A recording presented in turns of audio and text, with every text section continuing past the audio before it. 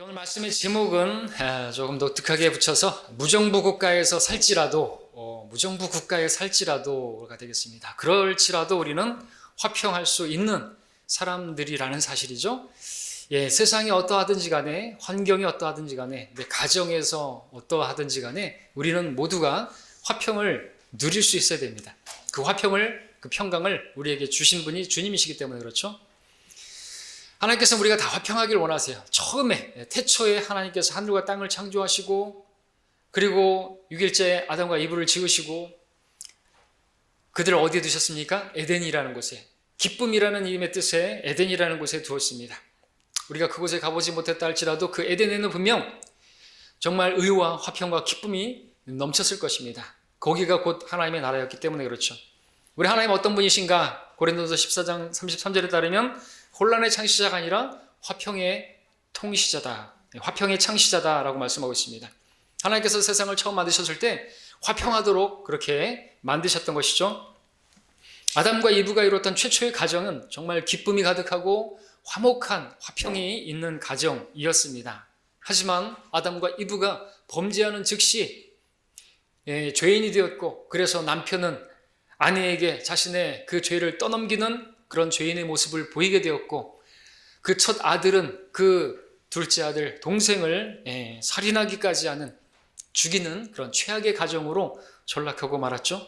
하나님께서 질서 있고 또 평화롭게 창조하셨던 그 땅은 가시와 엉겅퀴를 내게 되었고, 거기에서 먹는 작물로 인해서 각종 질병이 생겨나게 되었고, 사람들은 폭력으로 그렇게 일으키게 되었습니다.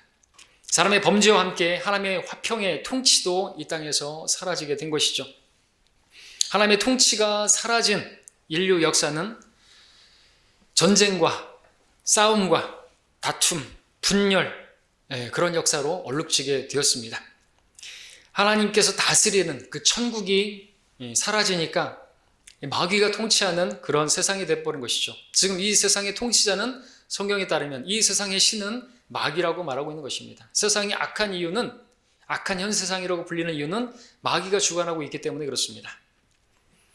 자, 그러한 역사 가운데 오늘날도 마찬가지입니다. 가정에서는 남편과 아내가 갈등하고 싸우고, 부모와 자녀 간에도 다툼이 있고, 학교에서는 선생과 학생들이 다투고, 직장에서는 노사 분규가 있고, 어제 충장도 가면서 보니까 또 시위가 시작되었습니다. 그렇죠? 일 안 하겠다고 그렇게 데모하는 것을 보게 되었습니다. 현 세상은 서로 싸우고 배신하고 따돌리고 공격하고 자기의 유익을 위해서 남을 짓밟는 전혀 평화롭지 못한 모습을 보고 있는 것입니다. 정치, 경제, 사회, 문화 모든 분야에서 우리는 화평한 모습을 찾아보기가 힘든 것이죠. 뉴스로 검색해 보니까 무정부 사회, 무정부 상태, 그와 같은 세계적인 모습을 보게 되었습니다. 진화론자들이 말하는 것처럼 세상은 점점점 나아지질 않습니다. 후천년주의자들이 믿고 있는 것처럼 이 세상은 점차 평화로워지고, 그렇게 평화롭게 되다가 천년이 되면 주님께서 오시고, 그런 거 아닙니다. 세상은 성경에 기록된 대로 점점점 안 좋아질 것입니다. 점점점 마지막 날들이 아주 어려운 때가 오게 될 것이고, 주님께서 불사르실 수밖에 없는 그런 상태가 될 것입니다. 성경은 이 세상에 대해서 이 세상의 형체가 사라져간다고 말하고 있고, 이 세상도 세상의 정욕도 사라질 것이라고 말씀하고 있고, 만물의 마지막이 가까워 왔다고 말씀하고 있습니다. 예전에는 설교자들이 종말이 온다, 이 세상이 끝난다고 그렇게 설교했을 때 과학자들이 비웃었지만, 지금은 과학자들이 오히려 종말을 얘기하잖아요. 설교자들은 근데 긍정의 이야기를 합니다. 긍정의 힘, 적극적 사고방식, 또 로마 카톨릭은 자기네들을 통해서, 왕국 건설자들은 이 세상에 평화가 올 거라고 말하는 것이 거꾸로 된 것이죠. 지금 과학자들은 오히려 부정적으로 얘기하는데 설교자들은 긍정적으로 얘기하고 있습니다. 긍정적으로 생각하라고 말하고 있는 것입니다. 배교입니다, 그게. 성경은 마지막을 갈수록 이것은 하나님께서 심판하실 수밖에 없는, 지금 경건치 않은 자들의 경건치 않은 그들의 그 죄들을 함께 이 세상도 불타 없어지게 될 거라고 말씀하고 있는데 다르게 이야기하고 있는 것입니다. 자, 세상은 결국 사라질 것입니다. 불타 없어져 버릴 것입니다. 점점점 사라져가고 있죠. 자원이 고갈되고 있습니다. 대체 에너지, 대체될 수 없습니다. 식량은 부족해져가고 자연 환경 파괴되고 녹색 운동한다고 해서 되는 게 아닙니다. 그래서 우리는 그런 자연 보호 운동에 또 가담하지 않죠. 세계 경제는 무너질 것이고 정치는 계속해서 못마땅한 그런 정치 하게 될 것입니다. 타락하게 될 것입니다. 사회는 폭력과 음란함으로 가득하게 될 것이고 교육은 무너지고 사람들은 저마다 자신의 이익을 위해서 권리를 위하여 투쟁하는 목소리를 높이게 될 것입니다. 왜냐하면 당연한 것이죠. 라오디케아 그 시민의 권리라는 이름에 걸맞게 점점 목소리를 높일 것입니다. 그렇게 함으로써 무질서 무정부 사회로 가는 그 길을 만들 것입니다. 자, 이런 세상에 대한 예언들이 있기 때문에 제 아무리 정치인들이 머리를 맞대고 대책을 강구한다 할지라도 세상은 바뀌지 않는 것이에요. 세상에 있는 사람들이 죄인이기 때문에, 그렇죠? 우리 안에서 그 정욕 때문에 싸움이 있고 다툼이 있다고 말하고 있잖아요. 야고보서에서는 죄인인 세상에서 어떤 무슨 정의와 공의가 있는 그런 정부 있을 수가 없습니다. 성경의 예언을 뒤집을 수는 없죠. 이 지구는 결국 불타버릴 멸망으로 치달을 것입니다. 때문에 이 땅에서 교회가 해야 할 일은 세상의 어떤 경제 문제를 어떻게 해결해 본다든지 또는 바른 정치를 하도록 목소리를 높인다든지 로마 카톨릭처럼 정의 사회 구현을 위해서 앞장선다든지 그런 것이 아닙니다. 그것은 우리에게 맡겨주신 사명이 아닌 것이죠. 우리는 침몰해가는 이 지구회에 타고 있는 탑승객들을 주님께로 인도하는 그 일을 해야 하는 것입니다. 이 지구호는 지금 침몰해가는 배와 같은 것입니다. 불타고 있는 것이나 마찬가지죠. 소망이 없는 것입니다. 자, 그렇다면 사람들이 꿈꾸는 그 살기 좋은 세상, 깨끗한 정치, 공의와 정의가 살아 숨쉬는 그런 정부는 결코 세워질 수 없는 것입니까? 어떻게 세워질 수 있을까요? 우리 이사야서 말씀 볼까요? 이사야 9장 6절 7절을 보겠습니다.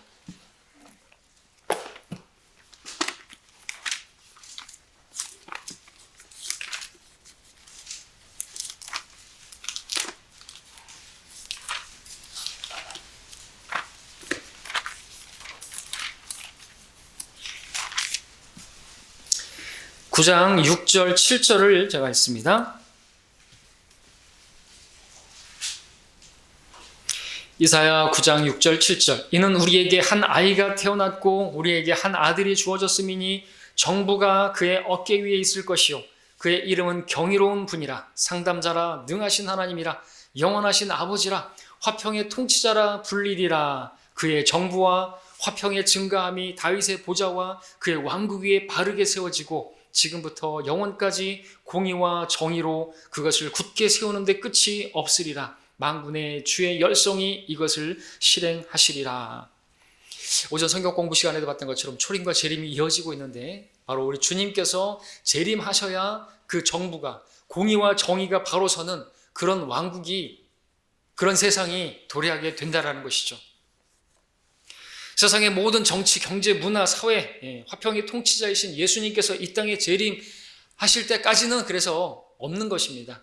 그래서 정치인들이 정의를 부르짖고 공의를 부르짖는다고 해도 우리는 그러니까 우리가 그것을 볼 수 없기 때문에 막 사람들이 욕하는 거 아닙니까? 이 정부에 대해서 공의가 어디 있어요? 정의가 어디 있습니까? 해결이 안 되는 것이죠.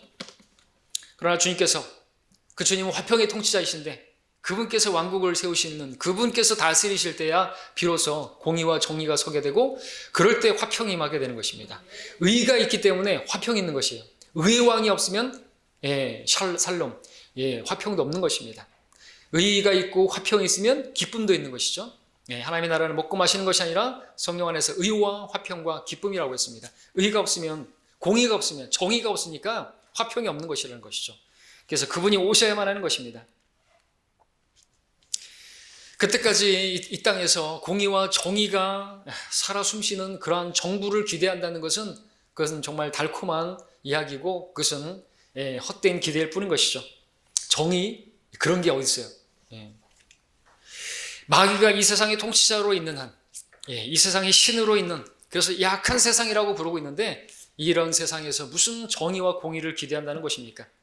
그리고 공의와 정의가 실현되지 못하는 모습을 보면서 우리는 안타까워할 필요가 없는 것이에요. 그건 당연한 것입니다. 당연한 것이에요. 세상은 점차 그렇게 될 것이죠. 그리고 마지막에 악한 왕 적그리스도가 오게 될 것이에요. 이 세상이 점점점 좋아지고 우리가 정치에 대해서, 정부에 대해서도 비난할 게 없는 그런 정부로 세워진다면 주님 오시는 것도 점점 멀어지게 될 것이죠. 오히려 그러면은 우리도 여기도 좋사오니 그냥 주님 오시지 마시고 우리가 알아서 갈 테니까 주님 오시지 마십시오. 이렇게 되는 거잖아요. 근데 주님 오셔야 돼요. 오실 수밖에 없는 상황으로 가고 있는 것입니다. 동성 연애자들은 점점점 많아질 것이고 세상은 점점점 전염병 같은 것들도 많아질 것이고 그렇게 돼갈 것이에요. 우리가 좀 힘들고 답답하지만 그런 것을 보더라도 우리는 화평할 수가 있어요.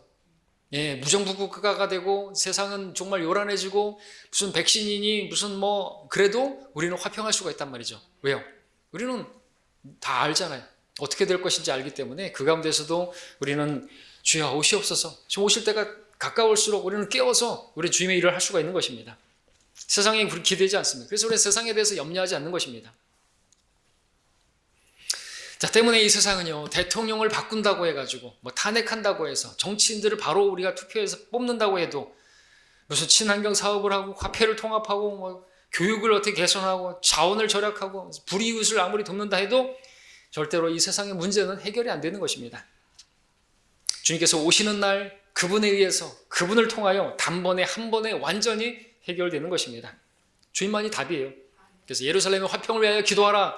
예루살렘, 예, 화평의 도시인데 화평이 없었어요. 왜? 거기에 주인이 안 계시니까. 예, 살렘 왕 그분이 안 계시니까 계속해서 분쟁이 있고 계속해서 뉴스를 장식하고 있지 않습니까? 자, 뿐만 아니라 주님께서 재림하시게 될 때 이 세상의 문제뿐만 아니라 우리가 가지고 있는 모든 문제들도 해결될 것이에요. 왜요? 우리의 이 몸이 죄의 몸인데 이 몸을 벗어버리게 되고 영광스러운 몸으로 갈아입혀지게 되면 그때 우리를 힘들게 하고 우리에게 문제를 일으키던 그 모든 문제들이 단번에 해결되는 것입니다. 화평의 통치자이신 주님께서 의로 통치하시기 위해서 재림하시게 되면 이 세상에는 화평과 기쁨과 그것이 넘치는 세상이 될 것입니다. 우리는 이 같은 세상의 결말을 알기 때문에 이 악한 세상에 관심을 갖지 않는 것이죠. 세상의 일들 때문에 속상하거나 막 짜증내거나 그러지 않는 것이죠. 자, 그렇다면 주님께서 오시기 전까지 우리는 화평을 누릴 수 없는 것인가? 아닌 것이죠. 이미 말씀을 드렸지만 우리는 그럼에도 불구하고 세상 밖이 아무리 시끄럽다 할지라도 우리는 화평을 누릴 수가 있습니다. 오늘 본문을 다시 보시겠습니다. 3장 15절의 말씀을 보시면 상반절만 읽으면 하나님의 화평이 너희 마음을 다스리게 하라 말씀하고 있습니다. 하나님의 화평이 우리 마음을 다스리게 하라. 자, 성경은 주님께서 통치하시는 그 하나님의 왕국, 그 하나님의 나라가 이 땅에 실제적으로 세워지기 전에 구원받은 우리 안에 성령 하나님께서 다스리시는 하나님의 나라가 우리에게 임했다고 말씀하고 있습니다. 보라 여기 있다 저기 있다 하여도 속지 말라 그랬죠. 그래서 하나님의 나라가 너희 안에 있다고 말씀하셨죠. 하나님의 나라는 먹고 마시는 그런 실제적인 나라가 아니라 다만 성령 안에서 의와 화평과 기쁨이라고 말씀하고 있습니다. 그래서 성령 하나님 안에서 우리가 걷게 되면요, 우리는 의롭게 행하게 되고요, 그러면은 화평이 있게 되고요, 그러면 기뻐하게 되는 것입니다. 그러니까 우리가 성령을 따르는 것이 문제라는 거죠. 우리가 의롭게 행하지 않으면 화평 없어요. 근데 성령께서는 우리를 의로 인도하시죠. 진리로 인도하십니다. 무엇이나 모든 진리로 인도하시죠. 그러니까 여러분들이 화평을 잃어버리지 못하는 화평을 갖지 못하는 이유가 무엇인가? 첫 번째는 그 하나님께서 다스리시는, 그러니까 성령을 통해서 우리를 다스리기를 원하는 것을 거부하기 때문이라는 거죠. 그래서 우리가 의롭지 못하게 생각하기 때문에 그렇죠. 여러분들이 의롭지 못하게 살 때는 결코 거기에 화평이 있을 수가 없어요. 행복하지가 않잖아요. 찝찝하잖아요. 내가 지금 만약에 오늘 같은 날 다른 데 있다든지 그러면은 찝찝한 게 아니라 화평이 없는 것이에요. 왜? 내가 의를 행하지 않고 있기 때문에 그런 것입니다. 그렇죠? 의를 행할 때 화평이 있는 것이고, 그러니까 우리가 하나님의 뜻 가운데 있을 때 화평이 있는 것입니다. 자, 본문에서 하나님의 화평이 너희 마음을 다스리게 하라 말씀하고 있습니다. 화평, 정말 중요한 것입니다. 화평이 있을 때 거기에 행복도 있는 거 아닙니까? 무엇보다 가정에는 화목이 중요하죠.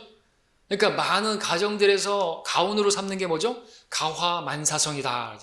가정이 화목해야지 만사가 잘 된다는 거 사람들도 아는 것이죠. 가정이 화목하지 않고 정말 분쟁이 있고 한데 어떻게 밖에서도 뭐 일을 할 수가 있고 그렇겠습니까? 화목이 있어야 되는 것입니다. 가족뿐만 아니라 직장에서도 또 교회에서도 다른 사람들과 갈등 없이 화평을 누리는 삶, 모두가 원하는 삶일 것입니다. 자, 그러면 어떻게 해야지 하나님의 화평이 우리의 마음을 다스리는 삶을 살 수 있을까요? 좀 더 구체적으로 말씀을 드리도록 하겠습니다. 어떻게 하면 우리가 다른 사람들과 또 이 분쟁이 가득하고 정의가 없고 공의가 없고 우리를 짜증나게 하는 이 세상에서 우리가 그럼에도 불구하고 화평을 누리며 살 수 있는 것인가? 세상이 전혀 그런 화평을 주지 못한다 할지라도 화평을 누릴 수 있는 방법은 오늘 본문 15절의 마지막에 있는 말씀 주목해 보시기 바랍니다. 어떤 사람이 되라고 말하고 있습니까? 마지막에 감사하는 자가 되라 말씀하고 있습니다. 그래서 이 본문의 한 절에서 문제와 답을 주고 있는 것을 보십니까? 자, 답은 우리가 감사하는 자가 될 때 우리는 하나님의 화평이 우리를 다스리는 삶을 살 수가 있다는 것이죠. 한번 생각해 보십시오. 여러분들이 화평을 잃어버렸을 때, 화평하지 못했을 때, 불평이 있을 때 그때 여러분의 마음 상태를 한번 생각해 보십시오. 분명히 감사가 없었을 것입니다. 감사가 없으니까 화평이 없는 것이죠. 감사가 없으니까 불평이 있는 거죠. 불평하는 자체가 화평이 없는 것입니다. 왜 화평이 없는 것입니까? 감사가 없기 때문이라는 것이죠. 때문에 하나님의 화평이 너희 마음을 다스리게 하라는 말씀에 대한 답은 감사하는 자가 되라는 말씀에서 찾을 수가 있는 것입니다. 그러니까 화평한 마음이 감사한 마음과 직결되는 것이죠. 여러분, 감사한 사람을 보십시오. 모든 일에 감사하고 있으면 그 사람의 마음은 정말 잠잠하고 평안한 것이죠. 근데 불평하는 사람의 마음은 당연히 화평이 없죠. 불평은 화평과 거리가 먼 것입니다. 여러분, 골로새 3장 문맥을 보게 되면요, 감사와 화평이 얼마나 밀접한 관계가 있는지를 보여주고 있습니다. 자, 1절부터 4절까지를 먼저 보시면요, 자, 감사가 있을 때 화평이 있다는 말씀과 연관해서 이 말씀들을 계속해서 보겠습니다. 3장 1절 4절. 그러므로 너희가 그리스도와 함께 살아났으면 위에 있는 것들을 구하라. 예, 우리가 그렇죠. 거기에는 그리스도께서 하나님의 오른편에 앉아 계시느니라. 위에 있는 것들에 너희 마음을 두고 땅에 있는 것들에 마음을 두지 말라. 이는 너희가 죽었고 또 너희의 생명이 그리스도와 함께 하나님 안에 감추어졌기 때문이라. 우리의 생명이신 그리스도께서 나타나실 때 그때 너희도 그와 함께 영광 가운데 나타날 것이라. 자, 이런 말씀이 나오고 있는 것입니다. 그리고 화평이 나오고 감사가 나오는 것인데, 하나님께서 우리가 이 땅의 것들에 마음을 두지 말고 위에 있는 것들에 마음을 두라고 말씀하고 있는 것입니다. 왜냐하면 우리가 이 땅에서는요, 이 땅에 대해서는요, 이 세상에 대해서는요, 죽은 자라고 말씀하고 있기 때문에 그렇죠. 그러나 주님께서, 우리 생명이신 주님께서 나타나실 때 우리는 그때는 더 이상 죽은 자가 아니라 살아있는 자요, 우리의 생명이신 그리스도께서 나타나실 때 그때서야 우리는 비로소 영광을 누리게 될 것이고 우리는 이 세상을 다스리게 될 것입니다. 그러니까 지금 이 세상을 다스리려고 한다든지, 이 세상에서 한자리 하려고 한다든지, 이 세상의 것들에 대해서 욕심을 부린다든지 하면, 그죠? 이 땅의 것들에 마음을 두게 되면 욕심이 생겨나게 될 것이고, 그러면은 그 욕심이 채워지지 않는 한 마음에는 불평이 있을 것이고 화평이 없는 것입니다. 그러니까 우리가 살아났잖아요. 그리스도와 함께 살아났으면요, 이제는 이 땅에 속한 자가 아니고, 그죠? 하나님께 속한 자들이고 위에 있는 것들을 바라봐야지, 이 땅에 있는 것들과 이 세상에 속한 것들을 바라보면 짜증만 나는 것이죠. 왜? 그것들을 우리가 추구한다고 할지라도, 그것들을 얻고자 한다 할지라도 다 얻을 수도 없어요. 그렇죠? 채워지지 않지 않습니까? 지금 30평에 사는데 50평이 꿈이다. 50평이 될 때까지는, 50평 집으로 이사할 때까지는 만족이 없는 것이죠. 감사가 없는 것이죠. 그럼 화평도 없는 것이죠. 그럼 언제 화평을 누릴 것입니까? 하나님의 화평이 다스릴 수가 없어요. 그러니까 대책이 뭐예요? 그런 것들에 대해서 죽으라 이거죠. 그런 것들을 추구하려고 하지 말라 이것이죠. 성경은 우리가 먹을 것과 입을 것이 있으면 그것으로 만족하라고 했습니다. 그러면 이제 거기서 뭔가 더해지면 감사가 있는 것이죠. 그러면 화평하게, 그럼 항상 현재적으로 화평이, 그게 하나님께서 다스리는 것은요, 우리가 감사할 때. 근데 우리가 감사할 수 있는 존재들이 되지 않았습니까?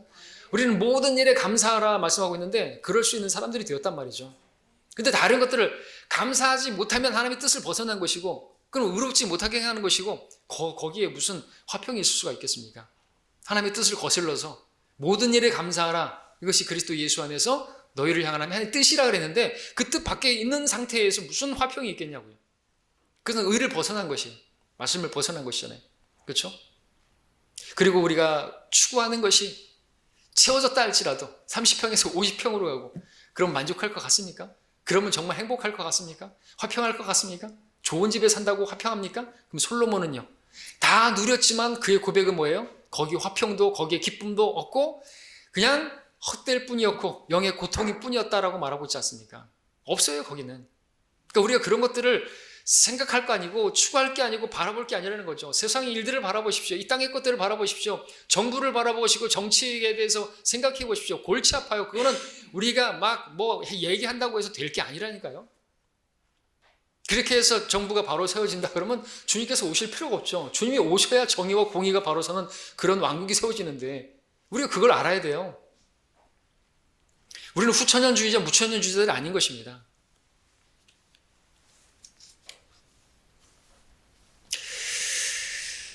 자, 그렇습니다. 이처럼 만족하지 못하는 그 마음, 감사하지 못하는 마음의 상태가 결국에는 우리의 화평을 깨뜨린다라는 사실을 여러분들 아실 수 있길 바랍니다.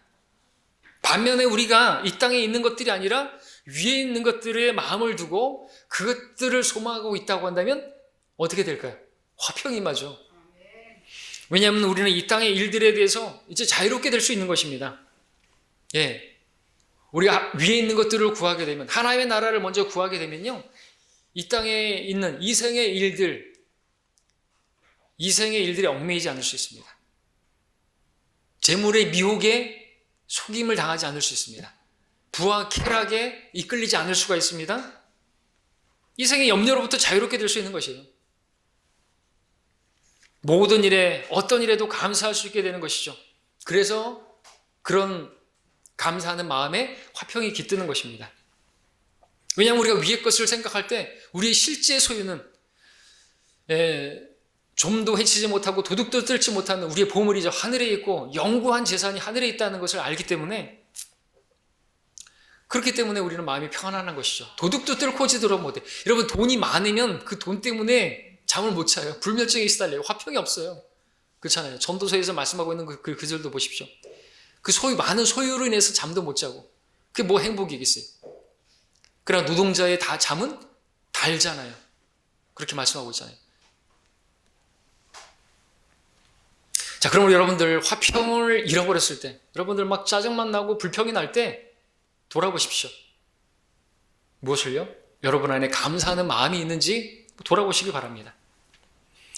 내가 마음을 두고 추구하고 있는 것들이 무엇인가를 한번 돌아보시기 바랍니다. 우리는 감사할 수 있는 자들이 되었는데 이 땅의 것들을 자꾸 쳐다보고 추구하려고 하면 감사 잃어버립니다. 화평 잃어버리는 것이죠. 기쁨도 잃어버리는 것이죠. 3장 5절 볼까요? 이제 계속해서 4절까지 읽었죠? 5절을 읽어보시면 그러니까 땅 위에 있는 너희 지체를 죽이라. 곧 음행과 부정과 사욕과 악한 색욕과 탐심이니 탐심은 우상 숭배이니라 그랬습니다. 이 육신이 문제인 것이에요. 육신은 성령을 거슬러서 자꾸 욕심을 부리니까 그러니까 뭐 조금만 가지려고 하고 있고, 음행과 부정과 이런 것들, 자기 아내로 인해서 만족하지 못하는 것이에요. 결혼할 때는 뭐 죽고 못 살고 한다더니 좀 지나면서 눈 돌아가는 것이에요. 욕심을 부리니까 음행을 하는 것이죠. 간음을 하는 것이죠. 이 세상은 톡 간음을 해도 죄가 아닌 거예요. 자, 우상을 숭배한다. 뭔가를 탐하는 탐심이 우상 숭배라고 하는데 이 탐심이 우상 숭배.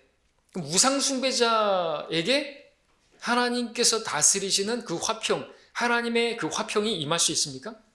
아니죠. 이미 탐심에 의해서 다스림 받고 있는데 곧 우상 숭배자인데 곧 마귀에게 지배를 당한 상태인데 하나님의 화평이 있을 수가 없지요. 당연히. 탐심은 우상 숭배입니다. 그런 사람에게 어떻게 화평이 있을 수가 있겠습니까? 하나님이 다스리시는 통치가 있을 수가 있겠습니까? 물론 잠시 동안 이 세상도 화평을 줄 수가 있죠. 세상은 잠깐 기쁨과 만족과 쾌락은 줄 수가 있습니다. 근데 그런 것들이 우리가 그리스도인들이 추구할 진정한 건 아니죠. 참된 기쁨도 아니고 화평도 아닙니다. 오히려 그 끝은 비참함과 슬픔만 안겨다 주는 것입니다. 고통만 주는 것입니다. 세상이 잠깐의 만족과 행복으로 우리를 유혹하지만 거기에 속게 되면 치러야 할 대가는 엄청난 것입니다. 우리 그리스도인들은 영원에서의 영광과 맞바꾸는 것이 되는 것입니다. 밥전수 목사님이 얘기했던 것처럼 죄라고 하는 것은 순간이라는 재단에다가 영혼을 불살라버리는 것이에요. 팥죽 한 그릇에 장자권을 팔아버리는 것이죠. 영혼에 관한 영원하지 않은 것은 헛된 것입니다. 솔로몬이 말년에 우상 숭배자가 되고 말았는데 그 사람에게 화평이 있던가요? 아니라는 거죠. 영의 고통뿐이라고 했습니다. 자기가 했던 모든 것들을 돌아봤는데 만족할 수 있는 게 아니라 행복할 수 있는 게 아니라 감사할 수가 있었던 것이 아니라 헛될 뿐이었고 영의 비통함만 느끼게 되었다고 간증하지 않습니까? 우리도 얼마든지 솔로몬처럼 될 수가 있습니다. 아니 솔로몬처럼 가지지도 못했는데 그걸 다 가진다 해도 그렇게 비참한 사람이 될 수가 있다는 것이죠. 어떻게 하면요? 세상의 것들에 이 땅의 것들에 마음을 빼앗기고 있으면 이 땅의 일들에 염려하고 있으면 왜 그런 걸 우리가 염려해요? 우리 이생의 염려, 부와 쾌락, 재물의 미혹 이런 것들이 말씀을 억눌려서 열매를 맺지 못하게 한다 그랬죠? 그 열매가 뭐죠? 성령의 열매, 사랑과 기쁨과 화평이라는 열매가 맺혀지지 못하는 이유가 뭐죠? 이 생에 대한 염려, 이 세상에 대한 염려, 물질에 대한 먹고 사는 것 때문에 얼마나 더 있으면 만족할까요? 거기 없어요. 사람의 생명은 자기가 소유한 풍부함에 있지 않다 그랬습니다. 그 있다고 해서 생명이 풍성하게 되는 게 아닙니다. 풍성한 생명의 삶을 사는 게 아닌 것이에요. 속지 말아야 되는 것입니다. 자, 우리가 이렇게 땅의 것들에 마음을 빼앗기고 그걸 얻고자 한다는 그러면 그럼 우상숭배자가 된다고까지 말하고 있는 거예요. 여러분 하나님 섬기고 있는 것입니까? 아니면은 여러분 하나님 섬긴다고 하고 있지만 우상숭배자로 있는 것입니까? 지금 많은 교회 다니는 사람들이 이 시간에 예배 드린다고 하는 교회에 있는 사람들 중에서 많은 사람들이 다 우상숭배자로 있어요. 특별히 은사주의 교회는 다 우상숭배자들이에요. 맞잖아요. 하나님만 부를 뿐이지 다 목적이 뭐예요? 영혼이 잘된 같이 범사가 잘 되고 강건하게 되고 그거 목적으로 예수 믿는 거 아니에요. 그죠? 잘 되는 나가 되기 위해서 조엘 오스틴이나 이런 사람들, 조영기 목사가 그런 삼박자 축복, 오중복음 이런 것들 그런 성경과 다른 것입니다. 그런 사람들이 있는 것이에요. 우상숭배자들이에요. 여러분들은 그러면 안 되는 거죠. 우상숭배자에게는 화평이 없습니다. 오직 하나님의 화평이 우리 마음을 다스리도록 우리는 그래서 이 지체를 죽은 것으로 여기라고 말하고 있습니다. 이게 실제예요.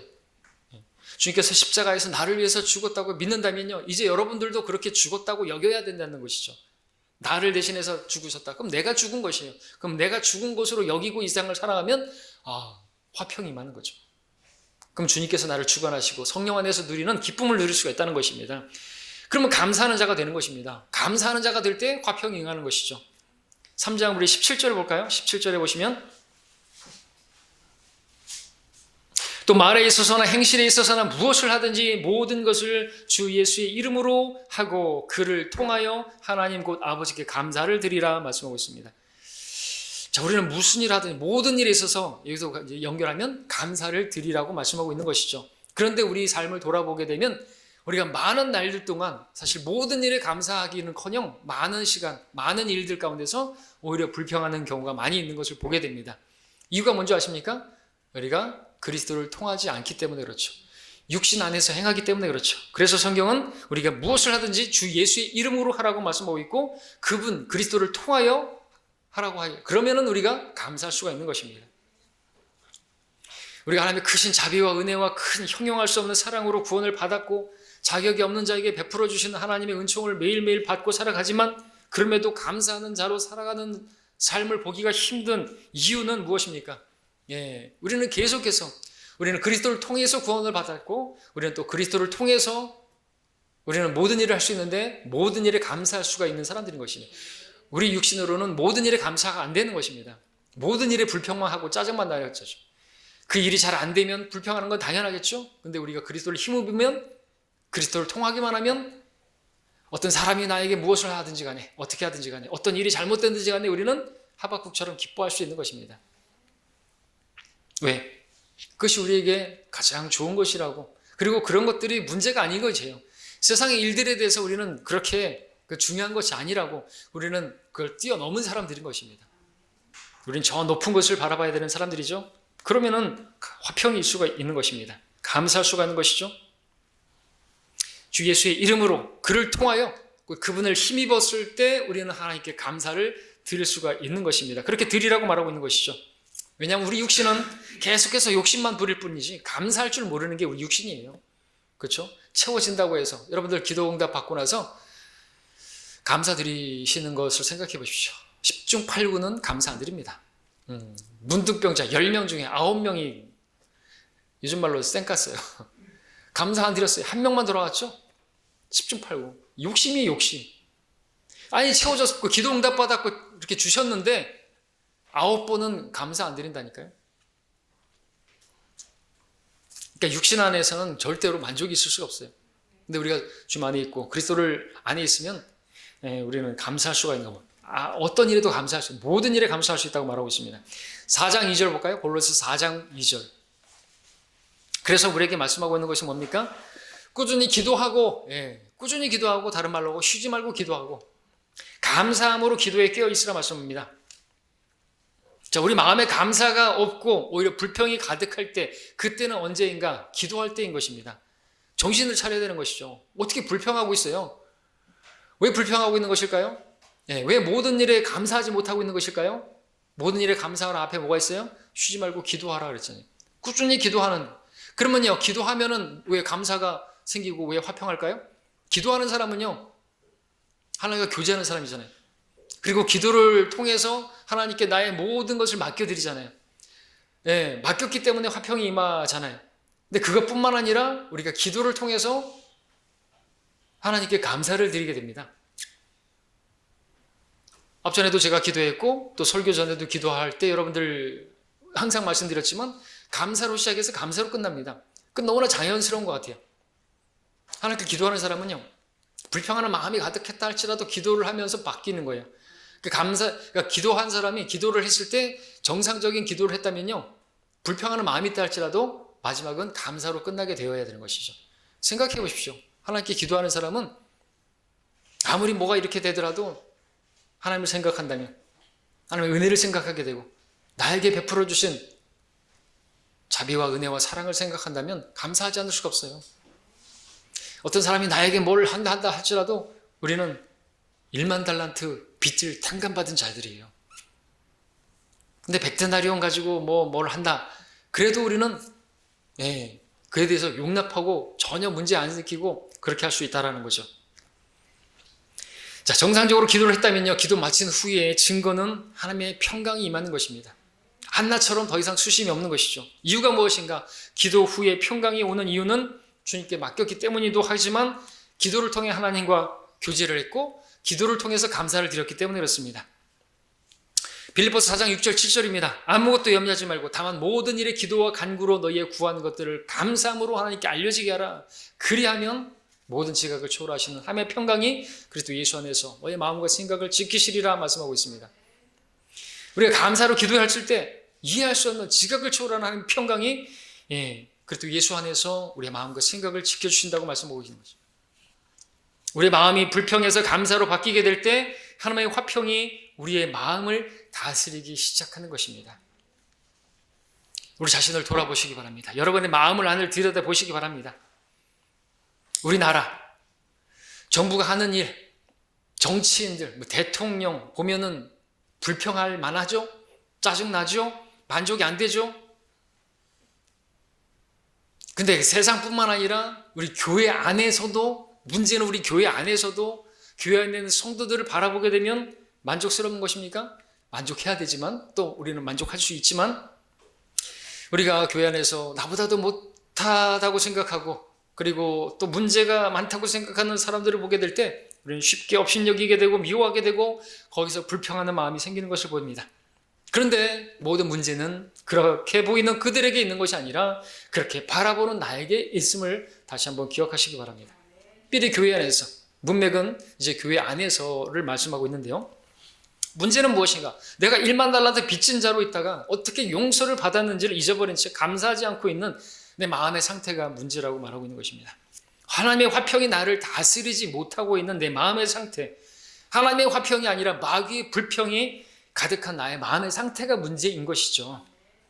교회 안에 누가 문제가 아니라 그들로 인해서 감사하지 못하고 사랑하지 못하는 내가 문제인 거죠. 기도하지 않는 사람은요, 판단하고 비판합니다. 불평만 합니다. 기도하는 사람은 용서하고 용납하고 감사합니다. 그러한 성도를 주신 것에 대해서 감사하는 것입니다. 모든 일에 감사라고 있지 않습니까? 그를 통해서 나를 연단하시고 나를 빚으시고 열매를 맺게 하시잖아요. 그에 대해서 오래 참아주고 사랑도 열매로 맺혀질 수 있는 것이고 그 가운데서도 화평을 누릴 수 있어야 진짜 성령의 열매지 않습니까? 그를 기뻐하고 선함과 온유와 절제와 인내와 이런 열매들을 맺게 하시기 위해서 교회를 두신 것입니다. 오늘 본문에서 말하고 있잖아요. 이를 위하여 너희가 부르심을 받았으니 감사하는 자가 되라 그랬습니다. 교회 안에서 하나님의 화평이 우리 교회 안에 문제 많은 사람이 있습니다. 아니 문제 없는 사람 어디 있습니까? 우린 다 문제 많은 사람들이기 때문에 무엇보다도 죄 문제 때문에 우린 예수님이 필요로 했던 사람들이에요. 문제 없는 사람들이라면 여기 없어야 되겠죠.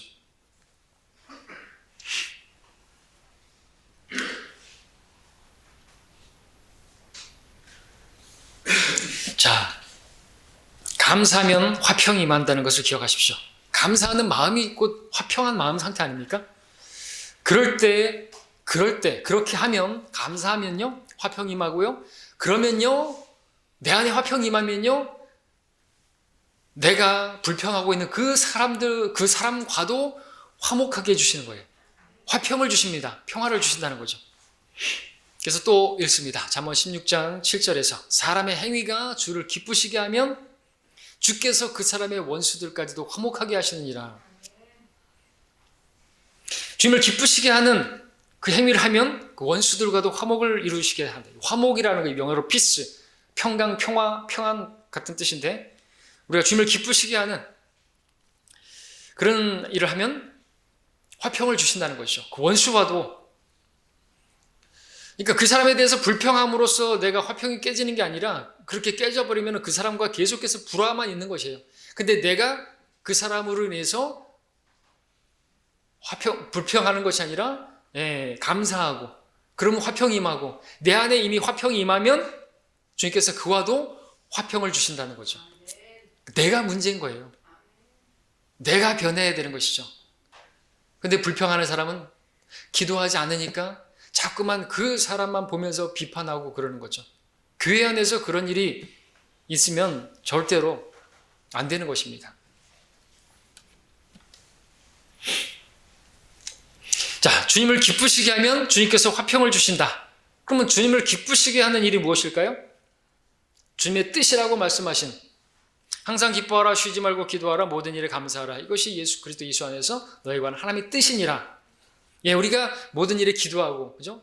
쉬지 않고 꾸준히 기도하고 감사하고 이게 주님이 기뻐하시는 행위이고 그렇게 하면 하나님의 뜻이 이루어지는 것이고 그것이 하나님의 뜻이라고 했으니까 그렇게 할 때 주님께서 우리에게 화평을 주시고 하나님의 화평이 우리 마음을 다스리게 되고 생각과 마음을 지켜주시는 것입니다. 아무것도 염려하지 않고 기도로 간구로 아뢰니까 이해할 수 없는 평강이 그런 상황에서 어떻게 감사가 나올 수 있죠? 마음과 생각을 지켜주셨기 때문에 그렇죠. 그랬을 때 기도응답도 있는 것입니다. 그 화평이 그 원수들까지도 용서하고 사랑할 수 있게 만드는 힘인 것이죠. 사랑은 그런 힘이 있는 것입니다. 기도하지 않는 사람은 남을 바꾸려고 합니다. 기도하는 사람은 자신을 바꿉니다. 감사하지 않는 사람은 환경이나 상황을 탓하고 그것을 바꾸려고 하지만 감사하는 사람은 자신을 바꾸려고 합니다. 세상을 바꾸고 정부를 바꾸려고 하고 정치를 바꾸려고 하고 기도로서 바꿔집니까? 안 바뀌어집니다. 세상은 정의 없어요. 공의 없습니다. 그걸 기대한다는 것은 그것은 헛된 망상인 것이죠. 세상에 정의가 어디 있어요? 이 나라에 정의가 어디 있어요? 자, 하나님의 화평의 다스림을 벗어난 사람은 자신의 뜻을 이루기 위해서 불평하고 다투지만 하나님의 화평으로 다스림을 받는 사람은 주님의 뜻을 이루기 위해서 그 모든 일에도 감사하고 용납하는 사람인 것입니다. 3장 12절 14절 보겠습니다.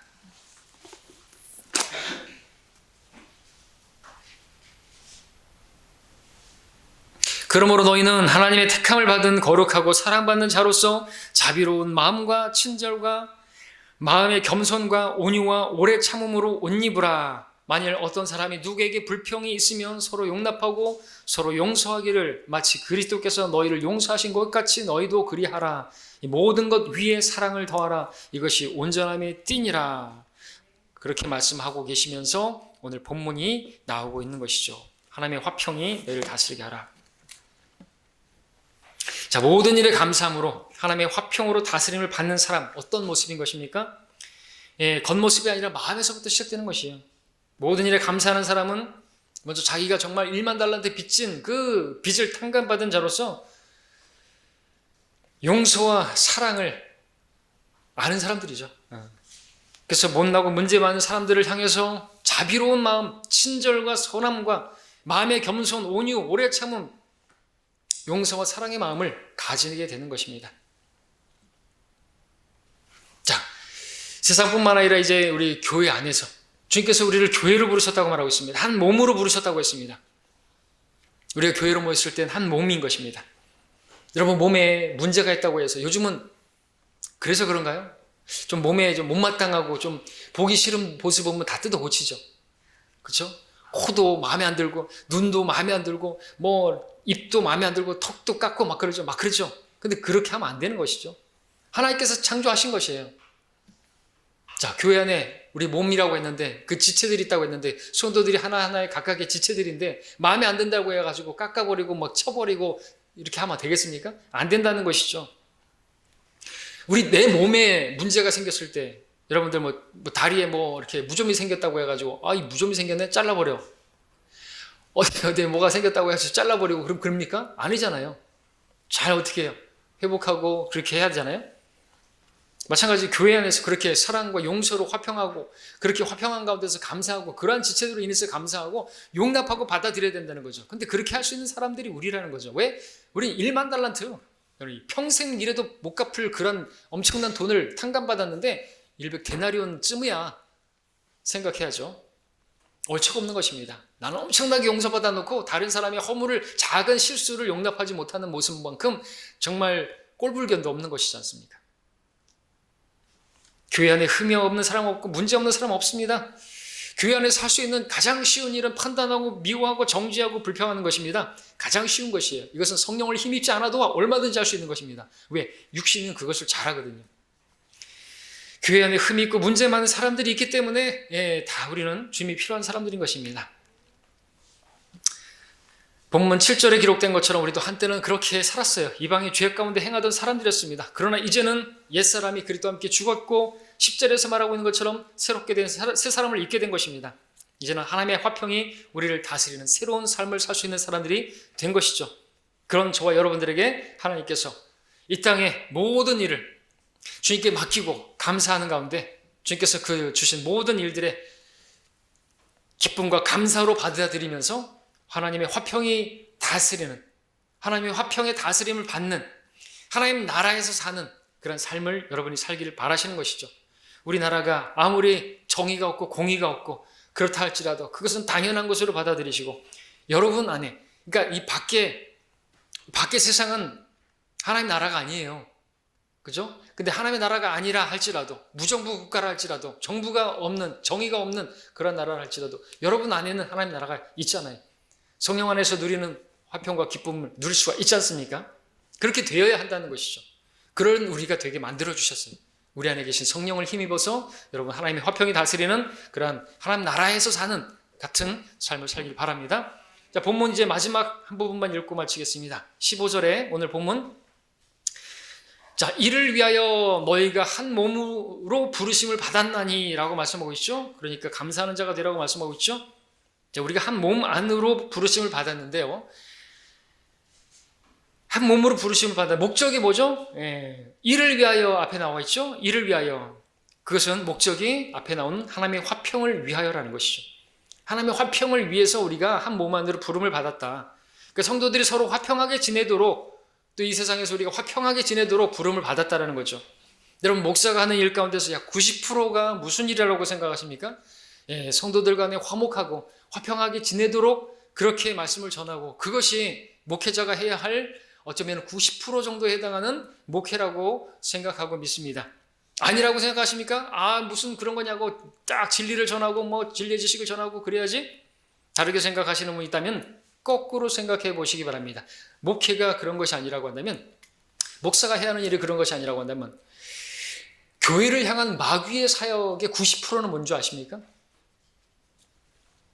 90% 이상은 성도들이 서로 미워하고 질투하고 다투고 분열하게 만드는, 그렇게만 하면 교회는 끝납니다.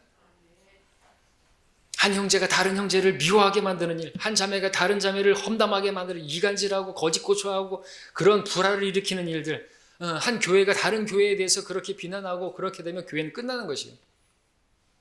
진리의 지식이 있고 성경대로 믿는 교회들을 보십시오. 어떻게 그렇게 됐습니까? 마귀가 하는 일들의 90%가 그거예요. 화목을 깨트리는 거예요. 불평하게 만드는 것입니다. 미워하게 만드는 것이에요. 업신여기게 만드는 것이에요. 그래서 말씀을 드리는 것이죠. 말씀드립니다. 이를 위하여 한 마음으로 부르심 받아서, 그러니까 하나님의 화평이 여러분의 마음을 다스리지 못하고 불평이 임하게 되면, 감사가 없으면 여러분들, 우리 교회는 내일이라도 당장 끝나는 것이에요. 어느 교회가 둘로 찢어졌다. 당장 찢어진 게 아니에요. 그 전부터 화평이 깨져버린 것이에요. 하나님의 화평이 그들의 마음을 다스리지 못했기 때문에, 감사하는 자가 되지 못했기 때문에 그렇게 끝나버리는 것이에요. 우리는 교회는 그렇게 되지 않길 바랍니다. 그럼 우리 여러분들 화평이 여러분에 임하기 원합니다. 그러려면 감사하는 자가 되셔야 되는 것입니다. 근데 우리는 감사할 수 있는 자들이 되겠습니다. 화평할 수 있는 사람들이 되겠습니다. 우리는 하나님의 나라, 그러니까 우리 안에 있습니다. 하나님의 나라, 우리 성령 안에서 누리는 의와 화평과 기쁨입니다. 그런 주님 주신 그 좋은 것을 누리는, 그 안에서 행하는 우리 모두가 되기를 바랍니다. 기도하겠습니다.